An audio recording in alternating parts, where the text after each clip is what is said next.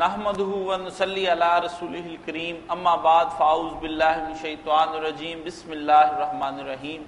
حاضرین و سامعین اکرام، السلام علیکم ورحمۃ اللہ وبرکاتہ۔ وعلیکم السلام۔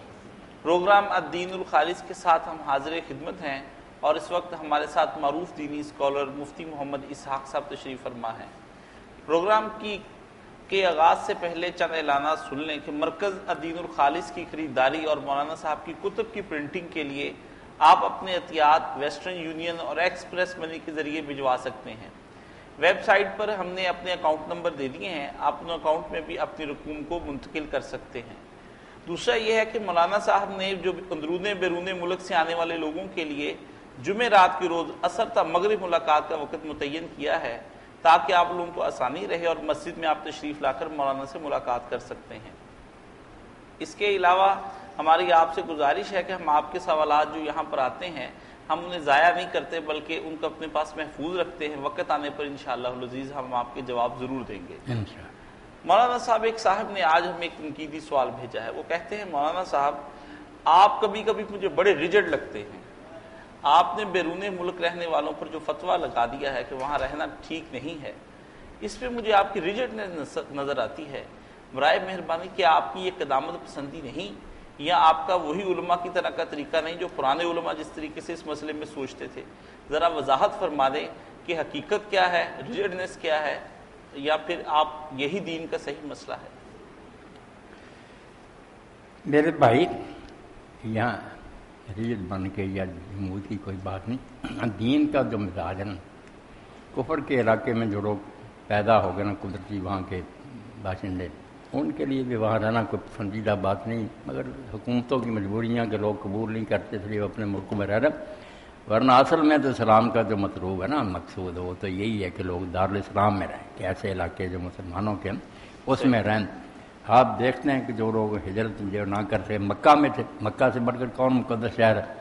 صحابہ تھے، نیک لوگ تھے، مگر اللہ سورہ نساء میں کہا کہ جب ان کی جانیں فرشتوں نے قبض کی تو ان سے پوچھا کہ فیما کن، یہ کیسا اسلام تھا کہ تم کفر کے ملک میں رہ رہے تھے؟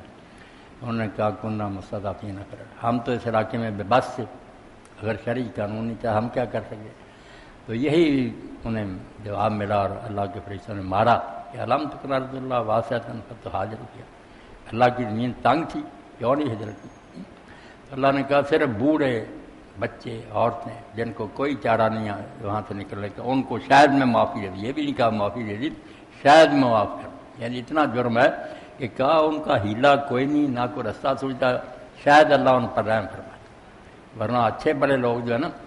تو اگر علامہ البانی رحمۃ اللہ علیہ علماء کہتے ہیں کہ مسلمان علاقوں سے جو جاتے ہیں کاروبار کے لیے کوئی اچھا کام نہیں کرتے، باقی کوئی ہم یہ نہیں کہتے کہ وہ کافر ہیں، بے ایمان، ایسی کوئی بات نہیں ہے، غلط بات۔ اور جو نتائج میں نے کئی اخبارات سالم پڑھا کہ مائیں اور نا باپ روتے ہیں کہ وہ کتنا منحوس جنتا جب ہم اپنے بچوں کو یہاں لے آئے، اب یہ گرل فرینڈ لیے پھرتے ہیں، ہمارے سامنے بیٹیاں لے پھر، اگر ہم ذرا کہتے ہیں پولیس بلا دیتے ہیں۔ تو مسلمان علاقے ہے، یہ بھی اب کیا گزرے، مگر یہاں کم از کم اتنی نہیں خرابی، بہت حد تک شرم و حیات۔ اور آج جو اخبار میں پڑھا، یہ بہت دل خوش کن بات ہے کہ عورتوں میں حجاب اور سکارف کا رجحان بڑھ رہا، بہت پاکستان میں نا پڑھی لکھی بچیاں بھی اب پردہ کرنے لگی، جو کافروں نے وہاں پابندی لگائی نا فرانس وغیرہ میں کہ نہیں سکارف نہیں پہن سکی، یہاں کوئی پھر عقل آئی ہے کہ ہم کیوں نہ اپنا دینی لباس پہنیں، اور اس میں شرف بھی ہے، وقار بھی ہے، سیر ننگے لیے پھر دیے، گلے میں دوپٹے، وہ اپنے آپ میں سمجھتے ہیں خوب سے، یقین جانے عورت کے لیے اس سے بدصورتی کوئی ہے یہ بات۔ یہ اخبار میں نے دیکھا، اخبار جہاں میں تھا، یہ جو ہمارے صدر مملکت بنے ان کی بہویں تھیں، 3 بہویں دکھائیں انہوں نے، دوپٹے تھے، سادہ لباس تھا، بڑی خوشی، اور ان کا جو پس منظر بھی بیان کیا کہ دینی گھرانے میں پیدا ہوئے تھے، دین کا اثر چلا تھا۔ ٹھیک ہے، لوگ جدید تہذیب کی راہ میں بہ گئے، مگر پھر بھی جن کے ماں باپ دیندار تھے نا، کوئی دینی اثر تھا گھرانوں میں، وہ اولاد میں منتقل ہوتا۔ اور اسی لیے اللہ کے رسول نے فرمایا کہ آدمی مر جاتا مگر اس کے 3 کھاتے چلتے رہتے ہیں نیکی کے، ایک صدقہ جاریہ، ایک علم جو لوگوں کو سکھایا، اور ایک نیک اولاد ہے جو دعا کرتی ہے ان کے لیے، بڑی بات ہے۔ تو اس لیے دیندار اگر ہو گئے بچے بچیاں تو بڑی اچھی بات ہے۔ تو دین مسلمان علاقوں میں مشکل سے مطلب جا کے ایسے علاقوں میں لے جانا جہاں سارا تہذیب اور تعلیم کا نظام کافرانہ نہیں، تو بچوں کو غرق کرنا، تو یہ کوئی جمود نہیں، نہ یہ ریلیٹ بنا ہے، بات درست یہی ہے. آپ بے بس نہ رہے تو اپنے دل میں ہر وقت احساس کریں کہ یہ گناہ کی زندگی ہے. موقع ملے تو یہاں سے نجات پانی اور کسی مسلمان اسٹیٹ میں جا کر رہنا، یہ نیت رکھیں، شاید اللہ قصور معاف کر، جیسے ان عورتوں بچوں بوڑھوں کے بارے میں کہا کہ شاید اللہ ان پر رحم کرے اور ان کی توبہ قبول کرے جو کفر کے ملکوں میں بیٹھے. ایسے لوگ جن کو اللہ خود کہتا کہ ان کا کوئی چارہ نہیں، بے بس ہیں، ان کو بھی کہا شاید اللہ ان سے درگزر کرے. یہ کافر علاقوں میں رہنا کوئی نیک بات، ایسا ماحول گندگی ہر طرف ہے. اب مرد کا مرد سے نکاح جائز کر دیا، قانون بنا دیے کہ بالکل نکاح ٹھیک ہے، رشتے کرو. جس کی وجہ سے قومیں تباہ ہوئیں، بائبل بھی کہتی ہے حرام، وہ قانون بنا دیا کہ عورت عورت سے شادی کر سکتی، مرد مرد سے کر سکتے. کوئی برائی ایسی نہیں جو وہ نہیں کرے. اور کتنے وہاں کے لوگ لکھتے ہیں کہ یہ کیا بنا رکھا کہ یہ ماں ہے، اس سے تعلق حرام ہے، یہ بہن ہے. کوئی نہیں، عورت ہی ہے. اس لیے اللہ پناہ دے، مسلمان گئے گزرے بھی ہے، اللہ کے رسول کی برکت سے کچھ حلال و حرام کا احساس باقی. تو ناراض نہ ہوں، آپ اس بات کو دل میں رکھ کے نا کوشش کریں. میری دعا کہ اللہ مسلمان علاقوں میں آپ کے لیے اچھا کاروبار دے نا، وہ سیٹ کرے، آپ یہاں ہی آ کر اچھا کمائیں کھائے، اللہ رزق دے گا. جی 121 بار سارے میرے بھائی پڑھا کرو اسی وقت جو سورۃ طلاق کی آیت ہے نا، جو کئی صحابہ نیک لوگ تھے کہ جن کے پاس یہ آیت ہے، یار ان کو کیا فکر ہے کہ ہمارا کیا وَمَن يَتَّقِ اللَّهَ يَجْعَل لَهُ مَخْرَجًا وَيَرْزُقْهُ مِنْ حَيْثُ لَا يَحْتَسِبُ وَمَن يَتَوَكَّلْ عَلَى اللَّهِ فَهُوَ حَسْبُهُ إِنَّ اللَّهَ بَالِغُ أَمْرِهِ قَدْ جَعَلَ اللَّهُ لِكُلِّ شَيْءٍ قَدْرًا. دو آیتوں کے ٹکڑے ہیں، ان کو 121 بار نا دن رات میں کسی وقت پڑھ لیا کر، درود شریف اور آخر پڑھو. تو اللہ تعالیٰ کہتا ہے جو اللہ پر بھروسہ کریں گے، حرام سے بچیں گے، اللہ ان کے لیے کافی ہے. ان کو ایسی جگہ سے رزق دے گا جو ان کے وہم و گمان میں بھی نہیں. وہ ہر شے پر قادر ہے. مانو تو صحیح کہ وہ سب کچھ کر سکے گا. یہ کہ تھا کوئی بوڑھا پتہ نہیں زندہ یہ مرد ہے، ایسے خدا کو ماننے کا کیا فائدہ نہ ہو. بلا زندہ خدا کو مانو تو ساتھ ہے، دعائیں سنتا ہے. فضل فرمائے اللہ پاک. ایک دوست پوچھتے ہیں کہ مولانا صاحب میں نے آپ کا ایک کلپ دیکھا جس میں آپ نے اپنے خطبے کے اندر کہا ہے کہ ایک لحاظ سے جو خطبہ میں دے رہا ہوں یہ بھی جائز نہیں ہے، لیکن کبھی کبھار میں آپ کو سنتا ہوں کہ آپ کہتے ہیں کہ بینکوں کی نوکری جائز ہے جبکہ وہاں پر سود کا لین دین جاری ہے. ایک طرف سود کی ہلکی سی مخالفت اور دوسری طرف اپنے خطبے کے بارے میں آپ نے کہہ دیا کہ یہ جائز نہیں. وہ جائز کیوں نہیں، وضاحت فرما دیں. نہیں وہ جو ہے نا جائز نہیں، وہ ایسے جائز جو ہے اب کیا کریں، اور یہ ایک بدل ہی ہے، ورنہ اصل صورتحال ہی ہے. ہم پرائیویٹ لوگوں کو کوئی حق نہیں خطبے لینے کا. جب صحیح اسلامی نظام ہو نا، کوئی نظم ہو، تو یہ امیر یا مامور یا خلیفہ وقت خود حاضر ہو مسجد میں عید میں، آپ امیر وقت خطبہ دیں. مسلمانوں کی شان یا مامور اس کے مقرر کیے جو علماء نا ان کا کام ہے. یہ بد نظمی نہیں تھی کہ ہر مسجد کا مولوی راگی ہے، مگر یہ نہیں وہ سسٹم رہا. مسلمان حکمران ہی غافل ہو گئے، انہوں نے خطبہ کیا دینا، انہیں نماز تک نہیں آتی. ادھر حکمران جو ہے اگر وہ حق میں رکھتے ہیں علماء تو یہ خوش آمدی بن جاتے ہیں. تو مجبور یہ سسٹم میں چل رہا ہے. بات وہی ہے کہ خود نہ پڑھائے جمعہ عید کا ہے نا خطبہ دے سوائے امیر کے یا مامور کے. میں ورنہ آپ نے فرمایا، اس لیے میں کہتا ہوں کہ نجائز مختار کہ صرف اپنا علم دار کرنا چاہتا ہوں، مستقبر مغرور آدمی کو حق نہیں. تو اعلیٰ معیاری نظام جو ہے نا، دعا کریں وہ آئے. اس لیے میں کہتا ہوں باقی سود کا جو ہے نا سب کو پتہ سود حرام ہے، ناجائز ہے. مگر جو کہہ دیتے ہیں سود بند کرو ورنہ ہم نے احتجاج کرنا، ان سے بھی جب پوچھتے کہ سود کا کوئی بدل بھی دو. 1000 مرتبہ حکومتوں نے کہا کوئی ایسا دو یار طریقہ کہ یہ کام بھی چلتے رہیں اور یہ سود بھی ختم. نکلا تو ان مولویوں سے کوئی بنا کر نہیں دے سکا. ساری دنیا پر یہ نظام چھایا ہوا، پھنسی ہوئی دنیا. اس لیے اس زمانے کو وہی سمجھنا چاہیے جو مکہ میں اور مدینہ میں فتح مکہ تک سسٹم رہا. اب حضور سے بڑھ کر کس کو اقتدار حاصل تھا؟ مکہ میں اللہ نے سورہ روم میں کیا یہ حرام کاروبار چلتا رہا. حضور کے چچا عباس کھاتے رہے. آپ نے پھر حجۃ الوداع کے موقع پر کہا فتح کہ آج میں سود کو روکتا ہوں، اور سب سے پہلے اپنے چچا عباس کے. ایک چلتا ہوا نظام یوں ہی ہوا سے پھونک مار کے اڑا دیا جاتا. خیالی باتیں نہ کرو، جو ہو سکتا ہے وہ بتاؤ کہ کس طرح اس کو ہٹا کر کوئی اور نظام لانا. مانتے سب ہیں جو کہ سود حلال ہے، بالکل لعنت ہے، اللہ رسول سے جنگ ہے. مگر اس کا کوئی حل بھی ہونا چاہیے.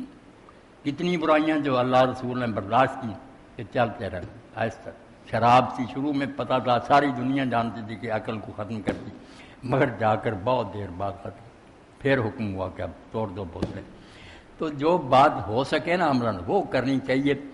اپنی طرف سے باتیں کر، یہ کر دو یہ کر، حالانکہ جو کہتے ہیں نا سود ختم کر دو اور اشتہار دیتے ہیں، اگر ڈاکٹر سرار احمد صاحب جماعت اسلامی اللہ صاحب پر ان کو بھی موقع دے دیا جائے نا، کیا طریقہ ہے ان کو ختم کر دیں؟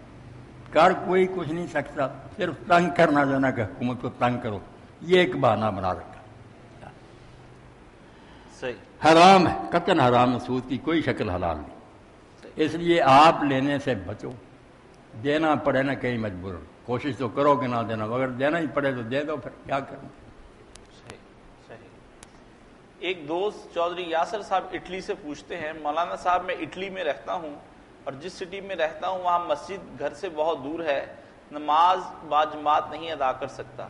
اگر گھر میں رہوں تو یہ فرمائیے کہ اپنی مسز کو ساتھ لے کر میں جماعت کروا سکتا ہوں، کیا وہ میرے برابر کھڑی ہوگی؟ اور دوسرا یہ بھی بتا دیں کہ کیا میں نماز پڑھنے سے پہلے اذان بھی کہہ سکتا ہوں؟ یہ اس کے بارے میں وضاحت۔ یاسر بھائی نے جو بات پوچھی نا بہت عمدہ، اللہ تعالیٰ ایسی توفیق ہی دے کہ وہ ایسے علاقوں میں رہ کر بھی اسلام یاد ہے نا، مسجد دور ہے نا، اگر یاسر کوشش کرے اور وہاں پہنچے تو جیسے ایک قبیلے نے نا کوشش کی کہ ہم اپنے گھر مسجد نبی کے قریب جائیں، محلے جدے جو ایسے جگہ بڑی خالی پڑی تھی کہ مسجد نبی کے قریب گھر بنا دیں، تو آپ نے فرمایا نہیں، جہاں ہو وہاں رہو، کیونکہ جتنے قدم تم چل کر آؤ گے نا دور سے اتنا ہی اجر لکھا جائے گا، تو دور سے اگر جائیں تو ہے تو اجر، مگر ایسی اگر دور ہے تو آپ بالکل اپنی بیوی کے ساتھ جماعت کر لیا کریں، بیوی بچے بھی ہیں وہ ساتھ کھڑے ہیں، مگر ہونا ایسا آپ آگے کھڑے ہوں گے، بیوی تنہا پیچھے کھڑی ہو، اکیلی صاحب بنائے گی، برابر نہیں کھڑی ہوگی، مرد دو ہوں تو برابر ہی کھڑو جائیں، اور دو سے زیادہ ہوں تو پھر ایک امام دو پیچھے کھڑے ہو جائیں، عورت ہو تو وہ پیچھے کھڑی ہو، اکیلی ہو اکیلی صاحب بنا دے، ٹھیک۔ اذان اقامت آپ کہیں، اذان بھی کہیں، زیادہ بلند آواز سے نہیں، بیسک آہستہ آہستہ نہ کرنے دہرا لے، سارے دعا مانگ لیں، بعد میں اقامت کہہ کر دعا کریں۔ عورتوں تک کا حدیث میں آتا ہے کہ وہ اذان اور اقامت کہتے ہیں، ہماری بدقسمی دین مٹ گیا کہ اگر نہیں بھی جماعت ملی آپ اذان کے کرنے دہرائیں، یہ جب نماز کا وقت ہوتا ہے ہر بندہ جان لے، بے شک وہ اکیلا ہی نماز پڑھتا نا، یہ قومی ترانہ ہے کہ جب نماز کا وقت ہے یہ نغمہ دہراؤ سارے کہ دین کیا، اپنے عقیدے درست کرو کہ اللہ وحدہ لا شریک ہے، رسول اللہ سچے ہیں، نماز برحق ہے، آخرت ٹھیک ہے، اس کے بعد دعا مانگو۔ دعا بھی اللہ کے رسول اللہ علیہ وسلم نے کیسی سکھائی کہ اللہ کا عرش جو ہے نا تخت، جنت 100 ہے، ایک جنت نہیں، ہم سمجھتے تھے تو ایک باغ ہے، 100 جنت ہے، اور ان میں فاصلہ اتنا ہی ہے کہ ایک یہاں ہے، دوسری جنت جو ہے نا اتنی دور آسمان ہے، اتنی دور ہے، اتنے ہی فاصلے پر 100 جنت ہے، اور سب سے بڑی جنت آخری وہ فردوس ہے جس میں اللہ کے پیغمبر اور اونچے درجے کے لوگ ہوں گے، اس کی چھت ہے اور اوپر اللہ کا تخت، وہاں ایک مقام ہے الوسیلہ۔ الوسیلہ ہماری زبان میں ہے تو وسیلہ ڈھونڈو، کسی بندے کو تلاش کرو، ہمارے دعائیں کرے، وسیلہ قرب کو کہتے ہیں کہ المنزل چند الملک، بادشاہ کے پاس کی جو ہوتی ہے نا سٹنگ سیٹ، اس کو کہتے ہیں عربی میں وسیلہ، اس لیے اللہ جو کہتے ہیں نا وسیلہ ڈھونڈو، اس کا معنی کہ اللہ کا قرب تلاش کرو، ایسی نیکیاں کرو، قریب سے قریب ہونے کی کوشش کرو، دور نہ رہو، وابتغوا الیہ الوسیلہ، ابن عباس فرماتے تقربوا الیہ بالطاعۃ، نیکیاں کر کے اس کے قریب ہونے کی کوشش کرو، تو اس کا نام بھی الوسیلہ رکھا کہ وہ اللہ تعالیٰ کے تخت کے بالکل قریب جگہ، تو نبی علیہ السلام نے فرمایا کہ ساری مخلوق میں سے ایک کو ملے گی، اور مجھے امید ہے کہ وہ میں ہی، مگر میں دعویٰ نہیں کرتا، تم اذان کے بعد میرے لیے دعا کرو، وہی کہتے ہیں آت محمد الوسیلہ، کہ وہ قرب کا مقام اللہ تو ہمارے نبی کو عطا کر، تو آپ نے فرمایا میرے لیے یہ دعا مانگو گے تو پھر میرے لیے لازم ہوگا کہ میں تمہاری سفارش کروں گا، تمہارے حق کرتا ہوں یا امتی، تو اذان کہہ لیا کریں آہستہ آہستہ، بعد میں اقامت بھی کہیے، اکیلے بھی کہا کرو، بالکل سب کو یہ کہنا چاہیے، بہت اچھی بات، منفرد بھی، اکیلا نماز پڑھنے والا بھی، مرد ہو یا عورت، یہ چیزیں پڑھا کر سیکھا سکھایا کرو۔ اس میں یہ بھی ایک تھوڑی سی وضاحت فرما دیں، ذہن میں سوال آیا ہے کہ اگر اس آدمی کے بالغ بچے ہوں، 2 لڑکے یا 3 لڑکے یا 1 لڑکا ہو، تو ایسی صورت میں وہ بچوں کی صف الگ بنائے گا، بالغ بچوں کی، اور بچے ہوں نا بالغ یا چھوٹے بھی ہو کوئی بات نہیں، لڑکے وہ پھر پیچھے کھڑے ہوں گے، اگر 2 ہے نا، یہ 2 سے زیادہ، پھر یہ آگے ہوگا، وہ پیچھے بچے صف بنائیں گے، اس کے پیچھے عورتیں بنائیں گے، اس کے پیچھے عورتیں بنائیں گے، ٹھیک، اور نابالغ ہوں تو نابالغ ہوں پھر بھی، اچھا پھر بھی وہ مرد شمار ہوتے، مرد ہی شمار کیے جائیں گے، چھوٹے بڑے کی کوئی بات۔ صحیح صحیح۔ اور اگر کوئی عورت کے لیے اتنا پردہ ہو کہ مر گئی ہے، کفن میں بند ہے، وہاں پہ اگر 2 جنازے اکٹھے ہو جائیں نا یہ زیادہ، مرد بھی ہیں عورتیں بھی ہیں، تو پھر پہلے مردوں کی لائن ہوگی، امام کے ساتھ جو ہوگی نا لائن وہ مردوں کی ہوگی، اس کے پیچھے پھر قبلہ کی طرف ادھر کو لائن بنتی جائے گی، مردوں کی بھی اس طرح لائن قبلے کی طرف ہی اس طرح نہیں لائن بنانی، اور اس کے پیچھے پھر عورتوں کی بنے گی، امام جو ہے نا مردوں کے ساتھ کھڑا ہوگا، امامت کرائے گا۔ یہ جنازے اگر اکٹھے ہو جائیں مردوں عورتوں کے پھر یہ طریقہ۔ آپ نے بھی فرمایا کہ عورتیں اگر اپنی جماعت کرائیں تو اس میں اذان کے کلمات آہستہ آہستہ آواز کے ساتھ کہہ لیں، ہاں تاکہ اذان زیادہ کے شور کہہ بھی- لیں، دعا کر لیں، اور عورت اگر جماعت کرائے نا وہ صف میں ہی کھڑی ہو، آگے نا مرد کی طرح کھڑی ہو، اگلی صف جو اس کے درمیان۔ جی صحیح ٹھیک۔ ایک دوست پوچھتے ہیں مولانا صاحب قرآن کا حفظ کرنا کیسا ہے؟ اگر کوئی شخص بھول جائے تو کیا کرے؟ کیا اس کا گناہ اس کے والدین کو بھی ہوگا؟ وضاحت فرما دیں۔ گناہ نہیں والدین کو ہوگا، انہوں نے تو نیکی کی حفظ کروا دیا، اور یہ بھی اگر بھول گیا اس کا اپنا کوئی قصور نہیں کہ لاپرواہی کی دہرایا نہیں تو پھر اس کو بھی گناہ کا ہونا، اللہ معاف کرنا ہے، اور بڑی غلطی، اتنی بڑی دولت نصیب کی تھی اللہ نے، کیوں حفاظت نہیں کی؟ اس لیے اللہ کے رسول علیہ السلام نے فرمایا کہ میرے سامنے میری امت کے جو اعمال پیش کیے گئے کہ امت یہ کام کرے، لسٹ آئی تو ان میں نیکیوں میں یہ بھی آیا، چھوٹی سی بات کہ مسجد میں سے کچھ تنکا فالتو پڑا تھا اٹھا کر باہر پھینک دیا، مسجد کو صاف کیا، یہ بھی نیکی شمار ہوئی۔ اور گناہ میں یہ بھی آیا کہ کوئی آدمی جو نا اس نے 1 یا 2 آیتیں یاد کی تھیں وہ بھول گیا، یہ اس نے برا کیا ہے، یاد رکھنی چاہیے، مگر نسیان اگر قدرتی بھول گیا تو کوئی نہیں، اللہ مہربانی فرمایا اگر دہراتے رہنا چاہیے۔ آپ نے حدیث پاک میں فرمایا کہ جیسے اونٹ ہوتا ہے نا، اگر اس کی رسیاں کھول دے، باندھے ہوئے ہوتے ہیں نا، گھٹنے باندھے ہوتے ہیں، پھر بیٹھے رہتے، فرمایا گھٹنوں سے رسیاں کھول دی جائیں تو فوراً دوڑ جائیں گے، اس طرح ہی قرآن کو دہراتے رہو، ورنہ یہ ان اونٹوں سے بھی تیزی سے، اونٹ اتنی تیزی سے نہیں جاتے جتنا یہ دماغ سے نکل جائے گا، تو جن کو اللہ نے یہ دولت نصیب کیا دہراتے رہیں، اللہ نصیب کرے۔ بڑی بات، کتنا بڑا درجہ کہ جنت میں جائیں گے لوگ تو اللہ تعالیٰ پھر کہے گا کہ قرآن پڑھتا جا اور چڑھتا جا، پڑھ بھی اسی طرح ترتیل سے ٹھہر ٹھہر کے جیسے دنیا، وہ پھر درجے اس کے جہاں جہاں آیتیں ختم ہوں گی اسی جنت میں وہاں رک جائے گا۔ قرآن حفظ ہو جیسے بڑی دولت، اور ساتھ علم ہو تو آپ دیکھتے ہیں ہر جگہ وہ حوالہ دے سکتا کہ فلاں جگہ یہ بات قرآن میں آئی، بڑی بات ہے، کمپیوٹر ہوتا، اللہ نصیب کرے، بہت بڑی بات۔ ایک نوجوان کا سوال ہے مولانا صاحب، یا باسط ہو یا فاتح ہو یا کریم ہو، ان کے معنی کیا ہیں؟ مجھے کسی نے امتحان میں کامیابی کے لیے وظیفہ بتایا ہے، کیا امتحان میں کامیابی کے لیے وظیفہ پڑھا جا سکتا ہے؟ وظیفہ تو میرے بھائی ہر کام کے لیے پڑھا جا سکتا ہے، پڑھنا چاہیے۔ اللہ للہ الاسماء الحسنی، اللہ کے بہت پاک صاف نام ہیں، اعلیٰ سے اعلیٰ، فدعوا بہا، تو دعا کا سب سے عمدہ طریقہ ہے کہ اور دعائیں کرنے کی بجائے نا اللہ تعالیٰ کے ناموں کا حوالہ دے، بیماری ہے یا آدمی تندرست بھی ہے تو یا سلاموں کا حوالہ دے، یہ کہتا رہے 131 بار یا سلام ہو، دن رات میں کسی وقت پڑھے تندرستی کے لیے۔ اللہ تعالیٰ نے بجائے اس کے سلامتی دینے والا کا سراپا سلامتی ہے، جیسے عربی زبان میں کہتے ہیں نا، اگر یہ کہیں کہ وہ عادل ہے یہ کم درجے کی تعریف ہے، اگر وہ کہیں وہ تو سر سے پاؤں تک عدل ہی عدل ہے، اللہ نے کہا وہ سلامتی ہے، اس لیے اگر سلامتی ملنی نا نماز کے بعد بھی ہم کہہ لیں اللہم انت السلام ومنک السلام، تیری طرف سے کسی کو سکھ مل سکتا، تو ذکر کرنے چاہیے، یہ بھی بہت عمدہ، یا باسط ہو یا فاتح ہو، یا بہت پیارے نام، یا باسط ہے فراخ کرنے والا، کسی چیز کو کھلا کر دینے والا، فاتح بھی کھولنے والے کو کہتے ہیں، بند چیزوں کے دروازے کھول دے، یا کریم بھی کرم کرنے والا مہربان۔ باقی جو بچے پڑھتے پڑھاتے ہیں نا اور دوسرے لوگ بھی مطالعہ کرتے ہیں، ان کو چاہیے کہ نماز کے بعد سر پر ہاتھ رکھ کر 11 مرتبہ کہا کریں یا قوی، اللہ تعالیٰ قوی ہے، حافظہ بھی قوی کرے، اور فجر کی نماز کے بعد اس کے ساتھ 21 مرتبہ بڑھا لیں یا علیم، تو سارے علم والا ہے ہمیں بھی علم دے۔ یہ 2 ذکر جو ہے نا، یا قوی 5 نمازوں کے بعد اور فجر کے ساتھ 21 بار، انشاءاللہ علم کے لیے بہت اچھا۔ اور جو بچے نہیں شوق سے پڑھتے یا بھول جاتے ہیں، یا عام آدمی سورہ ابراہیم کی پہلی آیتیں تلاوت کرتا رہے روز 1 مرتبہ بسم اللہ سے نا وَهُوَ الْعَزِيزُ الْحَكِيمُ تک، انشاءاللہ پڑھنے کا شوق ہوگا اور جو پڑھے گا یاد رہے گا۔ امام ابن تیمیہ اللہ ان پر رحمت کرے، ان کو جب کوئی مسئلہ نہ یاد آتا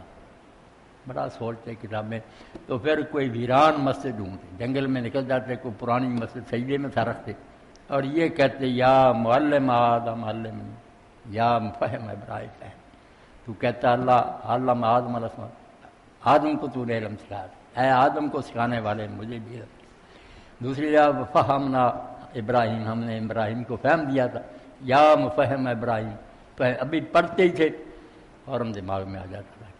یہ اس طرح مسئلہ حل ہے۔ تو اللہ کو بیٹا پکارنا نہیں تو اور کیا، اس کے سوا کوئی نہیں سننے والا، وہ ساری مشکلیں حل کر دیں۔ ماشاء اللہ مولانا، اس پہ یہ بھی تو ہے کہ جو بچے پڑھتے ہیں نتیجہ تو نکلنا ہی ہے اس کا، جو انہوں نے محنت کی ہے، تو اس میں وظیفے کو کیا دخل ہے؟ نہیں، اس کا مطلب وظیفے کا یہ نہیں کام چھوڑ دو، محنت کرو، جو انسان کے بس میں اللہ نے کیا وہ سارے ذرائع استعمال کرو، کتابیں پڑھو، استادوں کے پاس جاؤ، سارا کچھ سیکھو، مگر اس کے ساتھ ساتھ دعا کرو، کیونکہ ساری باتوں کا سلسلہ دو الہ یرجع الامر کو، آخری شرح جو ہے نا کہ بٹن دبانا یا نہیں، یہ اللہ کے ہاتھ میں، ساری کوشش کے باوجود بھی نہ سکھانا چاہتے۔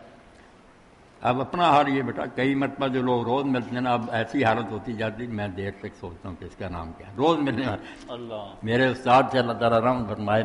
وہ ایسا حال ہو گیا تھا کہ اپنا نام بھول گئے، دیر تک سوچتے رہتے، اس لیے بندہ کوئی شاید نہیں، لیکن کہہ رہا یار ہم بات علم ہے، کہتا جب تم پیدا ہوئے تھے کچھ نہیں جانتے تھے، میں نے کتنا کچھ سکھایا،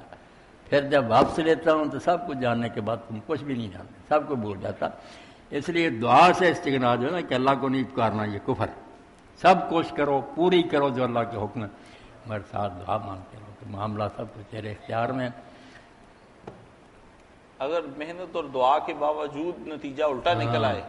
تو ایسی کوئی بات صورت میں تو نہیں، پھر پھر اللہ تعالیٰ کے بڑا فیصلے ڈس پر ہارٹ آنا۔ ہوتا ہے اس صورت میں۔ نہیں، کوئی گلا نہ کرے، چلو اللہ کو ایسا ہی منظور، مگر ایسا ہوتا نہیں، اللہ تعالیٰ نے محنت ضائع نہیں کرتا، انشاءاللہ اس کا پھل ملتا، کوشش پوری کرے۔ ایسا ہی ایک آدمی تھا نا جو دیہاتی آیا حضور کی ملاقات کو، تو سفر کر کے آیا تھا، آپ نے پوچھا اتنی دور سے آیا، اونٹ کہاں؟ اس نے کہا جنگل میں اللہ کے توکل پر چھوڑ آیا۔ تو آپ نے کہا اتنی غلط بات، دو پہلو ہیں دین کے، دونوں میں سے ایک رکھتے دوسرا برباد کر دیتے، ایک الہ و توکل اللہ، اس کا جا کر گھٹنا باندھ اور پھر اللہ کے حوالے کر دیا۔ اللہ کے حوالے نہ کرنا یہ بھی بیوقوفی ہے، گھٹنا نہ باندھنا، نہ جانے اونٹ چلا جائے گا، پھر کہاں سے ڈھونڈتا پھرے گا۔ یہ ہے توازن، بر توکل زانو ہے استقبال، رومی اسی کا حوالہ دے کر آتے ہیں کہ توکل کر کے اللہ پر اونٹ کا گھٹنا باندھ، گفت پیغمبر بآواز بلند، پیغمبر نے بلند آواز سے کہا کہ گھٹنا باندھ پھر بھروسہ کر۔ اللہ تعالیٰ نے یعقوب علیہ السلام کی بڑی تعریف کی، آپ میں سے کئی حافظ سورہ یوسف کہ انہ لذو علم لما، وہ علم والا تھا جو کچھ ہم نے اس کو سکھایا۔ اب علم والے کی بات سکھائی کہ بیٹے جا رہے ہیں مصر، 11 ہے، نوجوان ہے، اتنے قد و قامت کے، تو فرمایا اتنے پہلوان ایک دروازے سے داخل ہو نظر لگ جائے گی، یہ لوگ ڈاکو سمجھ لیں گے۔ تو فرمایا بیٹا ایک دروازے سے داخل نہ ہونا، مختلف دروازوں سے داخل ہونا، یہ اپنی حد تک جو کر سکتے تھے وہ کیا، اور ساتھ ہی کا وما اغنی من اللہ، جو اللہ کی طرف سے ہونا نا وہ میں روک نہیں سکتا، یہ اپنی تدبیر ہے، تقدیر کا مقابلہ نہیں ہو سکتا۔ تو اللہ تعالیٰ فرماتا ہے کہ وہ یعقوب کے دل میں خیال تھا جو اس نے پورا کر لیا، ورنہ اللہ کی تقدیر کو روک سکتا، وہ پکڑے بھی گئے اور بنیامین وہیں رہ گیا۔ تو رب جو کرنا چاہتا ہو کر رہتا، مگر بندے کے بس میں جو ہے نا عقل سمجھ وہ پوری استعمال کی۔ وہاں تعریف کی ہے کہ یعقوب ہمارے دیے علم کی وجہ سے عالم تھا، اس نے جو کرنا چاہیے کیا، کہ بچوں کو بھی نصیحت کی، مگر ساتھ ہی کہہ دیا کہ میں اللہ تعالیٰ کا فیصلہ تبدیل نہیں کر سکتا۔ یہ توازن قائم رکھنا ہی مشکل ہے، کوئی کوشش پر ہی لازم کہ ہم نے یہ کوشش کیا گیا، سب کوششیں دھری رہ جاتی، تباہ ہو جاتا تھا۔ محمد ذاکر پوچھتے ہیں مولانا صاحب کیا حضرت ابوبکر صدیق رضی اللہ تعالیٰ عنہ نے اپنے پاس جمع کی ہوئی احادیث کو جلا دیا تھا؟ کچھ لوگ کہتے ہیں نہیں، کچھ کہتے ہیں ہاں، آپ کی تحقیق میں یہ بات درست ہے یا نہیں؟ برائے مہربانی وضاحت فرما دیں۔ ایسے واقعات لکھے جو ہیں امام ذہبی نے تذکرۃ الفاظ میں، انہوں نے صحیفہ جلا دیا، وہ کہتے ہیں فلاں جو سے بزرگ تھے اتنے دن مہینے وہ استخارہ کرتے رہ کے حدیثیں لکھے نہ، یا پھر آخر میں فیصلہ کیا، مگر یہ ساری بے ثبوت باتیں لکھنے والوں نے ان کی سندیں دے دی، کوئی ثابت نہیں، اس لیے نہ کوئی جلایا نہ کوئی ایسا ہوا کہ انہوں نے ارادہ بدل دیا۔ اس دور میں یہ جو حدیث کے منکر ہیں ان چیزوں سے بڑا فائدہ اٹھاتے ہیں، حوالے دیتے رہتے ہیں کہ یار جنہوں نے آپ سنی تھی انہوں نے جلا دیا، اب حدیثوں کو کیا بات، یہ بالکل ظالم حدیث رسول ہے نا، یہ بڑا ہمارا ترکہ حضور کی جائیداد اور میراث ہے، امت کو ملی، یہ درمیان سے ہٹ جائے تو آپ کا ہمارا رابطہ ہی ختم ہو جائے، کیا پتہ چلے کہ پیغمبر نے کیا کہا اور کیا نہیں کیا۔ باقی جو ہے نا اس میں کوئی لوگوں نے ملاوٹ کی، اس کا حل ہو گیا، شروع سے علماء نے ہر شے جو چھان پٹ کر لی، ہر شے کے بارے میں فیصلہ کر لیا کہ یہ بالکل جھوٹ ہے، یہ صحیح ہے، یہ اس سے کم درجے کی حسن ہے، یہ کمزور ہے، یہ کئی ساری کمزور مل گئی، قابل اعتبار ہے۔ اتنی محنت ہوئی ہے، جب لوگوں کو بتایا جاتا ہے نا، جو پڑھے لکھے ہیں وہ کہتے ہیں یار جیسے میتھمیٹکس ہے، اتنا وہ باقاعدہ علم ہے، اس طرح کا یہ نہ پڑھے اور خواہ مخواہ اعتراض کرتا رہے تو یہ بدنصیبی ہے، اس کا کیا علاج؟ کوئی صحیفہ نہیں چلایا۔ حسن محفوظ سعودی عرب سے پوچھتے ہیں، مولانا صاحب میرا سوال کم سن نابالغ لڑکیوں کے ساتھ شادی سے متعلق ہے۔ میں نے اس کے بارے میں پڑھا ہے اور بہت پریشان ہوں کہ سورہ طلاق آیت 4 میں اس کی اجازت دی گئی ہے اور نابالغ لڑکی کے ساتھ مباشرت کی بھی اجازت دی گئی ہے، برائے مہربانی اس کی وضاحت فرما دیں۔ سعودیہ سے جو بچہ یہ پوچھتا ہے کہ نکاح کی اجازت دی گئی اور ساتھ ہی کہا گیا کہ مباشرت کی بات جھوٹ گئی، مباشرت کی اجازت نہیں، جب تک وہ بالغ نہ ہو اس وقت کسی کو حق نہیں اس کے قریب جانے میں۔ نکاح الگ بات ہے کہ چھوٹی عمر کے اس کے والد نے کر دیا، یہ ولی نہ کر سکتا، سمجھتا میری موت ہوگی، بچی ڈھکے کر دی، کون اس کا بعد میں کچھ کرے گا، حالات ایسے ہوتے کر دے، نکاح کر سکتا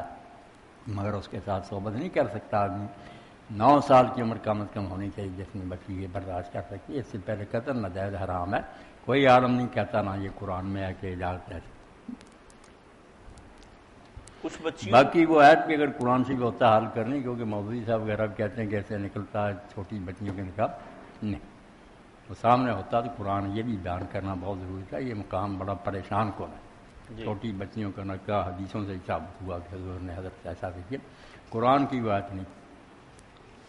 مولانا اس میں یہ قرآن شریف ہمارے پاس آ گیا ہے، اس میں یہ بھی ایک ساتھ میں پوچھنا چاہتا بتائیں نا ہوں کہ اگر وہ بچی 9 سال کی عمر کا ہم اسے تعین کرتے ہیں علماء خود ہی، لیکن بعض بچے علاقوں کے اندر بلوغت دیر سے ہوتی ہے تو پھر بھی قریب نہیں جاتے، پھر بھی نہیں ہو سکتا یہ نہیں معاملہ؟ یعنی بالکل اس میں یہ عمر کا تعین نہیں ہے، اس کی بلوغت کا تعین ہوگا۔ ہاں، بلوغت تو خیر زیادہ عمر میں جا کر ہوتی ہے، پہلے اسے یہ ہے کہ اس میں یہ نا برداشت کرنے کی طاقت ہونی چاہیے، ورنہ ظلم۔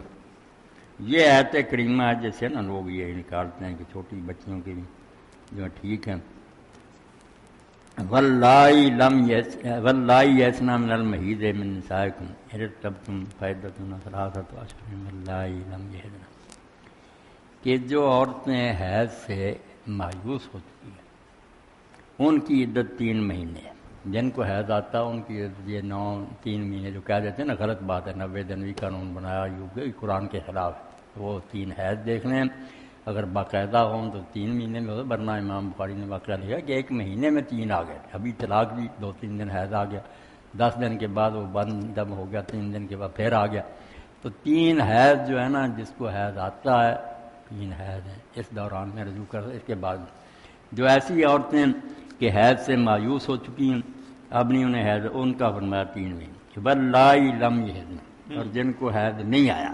اس سے نکالتے ہیں کہ یہ چھوٹی بچی جن کو حیض نہیں آیا، یہ تھیں صحیح سمجھ لو، عمر ہو چکی حیض کی مگر کسی وجہ سے نہیں آیا، بالغ ہے، بالکل نابالغوں کی بات نہیں، یہ نقطہ مجھ سے دیکھو کہ جن کو آتا تھا مایوس ہو گئی، یا بالغ ہو چکی ہیں، حیض کی عمر ہے مگر کسی سبب سے ان کا حیض جاری نہیں ہوا، ان کے 3 مہینے۔ باقی وہ بچیاں جن کا نکاح ہوا چھوٹی عمر میں کسی وجہ سے ان کے ساتھ جماع ویسے ان کی کوئی عدت نہیں، بس طلاق دی آپ نے اسی وقت وہ نکاح سے آزاد ہوگی۔ اسی طرح وہ عورت ہے جو بالغ بھی نکاح ہوا مگر مس نہیں کیا، پہلے کسی وجہ سے جدائی ہو گئی، اس کی بھی کوئی عدت نہیں، عدت تو ہوتی ہے کہ دیکھا جائے کہ حمل تو نہیں، تب اس سے وہ بری ہیں، نہیں ان کو یہ معاملہ تو ان کی کوئی عدت نہیں، وہ اسی وقت دوسرا نکاح کر سکے۔ کئی یہ بھی کیا نکال اس پڑھے لکھے کہ حمل میں طلاق نہیں ہوتی، یہ بھی غلط بات ہے، حمل والی کو بھی طلاق ہو جاتی ہے مگر اس کی عدت کا فرق ہے، وَأُولَاتُ الْأَحْمَالِ أَجَلُهُنَّ إِذَا نَ حَمْلًا، ان میں حیض وغیرہ نہیں دیکھا جاتا، بچے کی پیدائش تک مہلت ہے، بچہ پیدا ہو گیا ابھی ہو جائے 9 ماہ بعد اس وقت تک رجوع کر سکتا ہے، یہ اس کی عدت ہے۔ حیض والی حمل والی کی عدت بچہ پیدا ہونے تک ہے، حیض والی کی 3 مہینے ہیں، جن کو حیض نہیں آیا بالغ ہو چکی ہیں یا عمر زیادہ ہونے سے بند ہو گیا وہ 3 مہینے ہیں، چھوٹیوں کی کوئی نہیں، جن کو ہاتھ نہیں لگایا چھوٹی بچیاں ان کو طلاق ہو تو کسی کو ختم ہو جائے۔ اس میں مولانا آپ کی بات سے یہ بات جس کی خامد کی موت ہو اس کا معاملہ الگ ہے، اس میں یہ نہیں حیض وغیرہ کا دیکھا، وہ سوگ ہے کہ نکاح کو ایسا نہیں کہ خامد مراد ہے یاشی کرتی ہے، اس تعلق کو نبھانا چاہیے کہ اتنا تعلق تھا فوت ہو گیا 4 مہینے 10 دن، اور اگر حمل ہے تو بچہ پیدا ہونا۔ یہاں مسئلہ پیدا ہو گیا کہ اگر 4 مہینے 10 دن ختم ہو گئے اگر بچہ نہیں پیدا ہوا، وہاں سب مانتے ہیں کہ بچہ پیدا ہونے تک 4 مہینے 10 دن ہی دیکھے، اگر بچہ پہلے پیدا ہو گیا 4 مہینے 10 دن بعد میں پورے، یہاں ہم اہل سنت جو ہے نا اہل حدیث وغیرہ کہتے ہیں بس بے شک ابھی بچہ پیدا ہو گیا نا پھٹلے پڑی پڑا ہے خامد ختم ہے سارا، زیب و زین کرے نکاح۔ شیعہ حضرات کہتے ہیں بالکل غلط کہتے ہیں، وہ سوگ کہاں گیا؟ جب نابالغ بچیوں کو بھی سوگ کا حکم تھا کیوں تم نے یہ ختم کر دیا بچہ پیدا ہو گیا؟ اب ان دونوں یہ کئی صحابہ بھی کہتے ہیں، بات بڑی مقبول ہے مگر ہم کہتے ہیں فلاں روایت آ گئی، وہ کہتے ہیں ان دونوں پیریڈوں میں سے جو بعد میں جا کر پورا ہو گیا اب عبدالعدلین، اگر بچہ بعد میں پیدا ہوتا 4 مہینے پہلے ختم ہو گیا 10 دن بچہ پیدا ہوگا، اگر بچہ پہلے پیدا ہو گیا 4 مہینے 10 دن بعد میں پورے ہوتے ہیں، جو میعاد بعد میں پوری ہوگی نا لمبی ہوگی اس کو لیا جائے گا اب عبدالعدلین۔ یہ بات تو ٹھوس ہے مگر بس یہی ہے کہ شیعہ کہتے ہیں فلاں کہتے ہیں، یہی بات میں 1000 مرتبہ کہتا ہوں، اگر یہ ساری فقہ جمع کر لیں، اللہ مولانا مودودی برہم کرے، جب یہ بنی نا جامعہ اسلامیہ مدینہ انہوں نے جو تجویز دی تھی کہ فقہ جعفریہ، فقہ اہل سنت اور ظاہریوں کی فقہ، اور ساتھ ہی یہ آبادی جو ہے نا مسقط عمان کی ریاستیں، ان کو ہم کہہ دیتے ہیں بیچاروں کو خارجی، اصل میں ایک نام رکھ لیتے ہیں نا، وہ خارجیوں سے بالکل بیدار ہے، کہا جاتا کہ یہ آبادی فارقہ خارجیوں کا فرقہ، کوئی خارجی فرقہ نہیں، مسلمان ہیں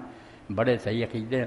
وہ خارجیوں کو بھی کہتے ہیں کہ یار و زیادتی کرتے ہیں، اظہار کا کیوں کہتے تھے کہ مسلمانوں کا خون حلال ہے، ان کے بچے اور لونڈیاں بنا لیں، وہ ظالم تھے، مسلمانوں کو قتل و غارت نہیں کرنا چاہیے، کچھ عقیدوں میں بحث ہیں تو کہتے ہیں دوسرے گروہ کی طرح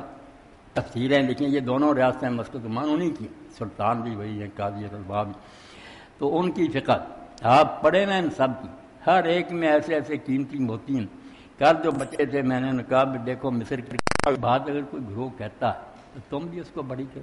اور دوسری بات یہ کہ اگر وہ صحیح بھی کہتا ہے روایت کو تو پھر سنی سے پوچھو کہ تمہاری یہ روایت کیا مطلب لیتے ہو، اگر ہم اس کی ایسی تحریک کریں کہ ہر کوئی کہی ہے تو دین کی ٹھیک میں ٹھیک ہے تو پھر جھگڑا ختم ہو گیا، آپ بھی ایک معنی کرے اور ہمارے گلے پڑے کہ تمہاری حدیثوں میں یہ لکھا ظلم۔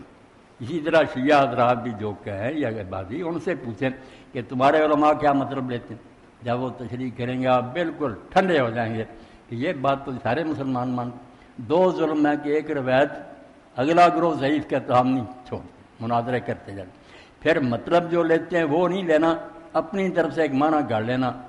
بحث ختم ہی نہیں ہوتی۔ کسی معاملے میں یہ 2 باتیں جو ہے صحیح ہو روایت مفہوم خود و مذہب والے بیان آپ لے آئیں، اگر بحث رہ جائے تو مجھے پوچھ لیں، چلیں انشاءاللہ۔ جی اسی کے ساتھ ہم آج کا پروگرام ختم کرتے ہیں، وآخر دعوانا